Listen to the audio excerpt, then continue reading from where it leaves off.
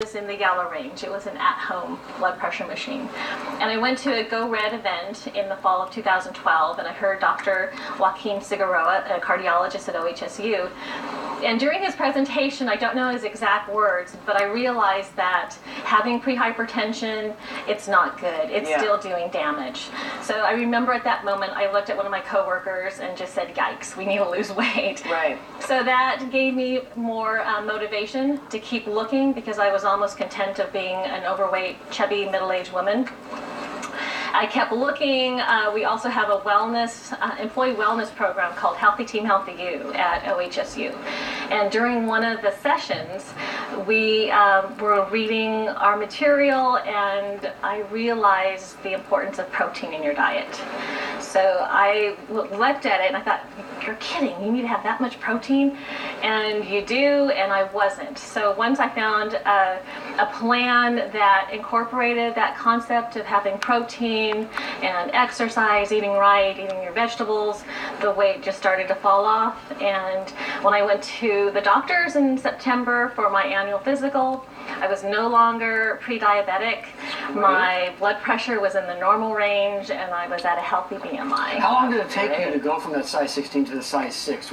Did you find with that diet and exercise change, and obviously this epiphany, was it quick and was it easy? It took steps, just the awareness that, yes, I'm doing damage to my heart being at that pre-hypertension stage. And then finding the right program. I started on March 30th of last year. So did you pick up, when it came to exercise, what did you do first? What was the first step?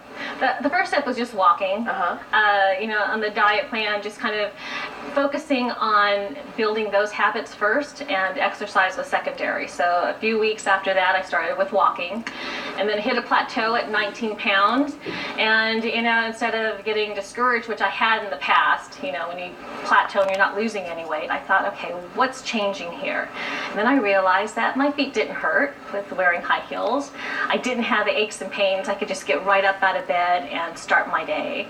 I didn't have the foggy brain that I had had years before. So there were all these things that were changing, and I thought, maybe I'll start, just seeing if I can jog.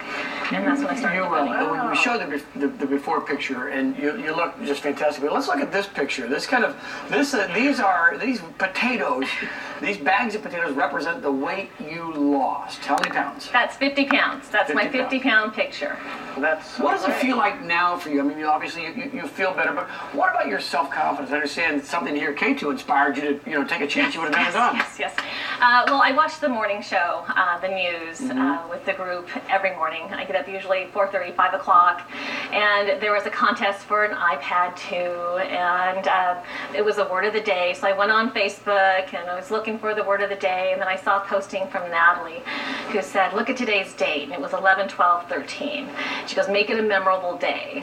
So right when I read that I didn't continue my search for the word of the day, because those words were really, I hadn't had anyone say, have a nice day, have a great day, but have a memorable day. So driving to work, I'm thinking, what does that mean? And then you get to work, normal work day sets in, you're just plow through the day. And at the end of that day, I was meeting a friend. With OHSU, we had an event called a Fall Open House, which the Center for Diversity and Inclusion sponsors.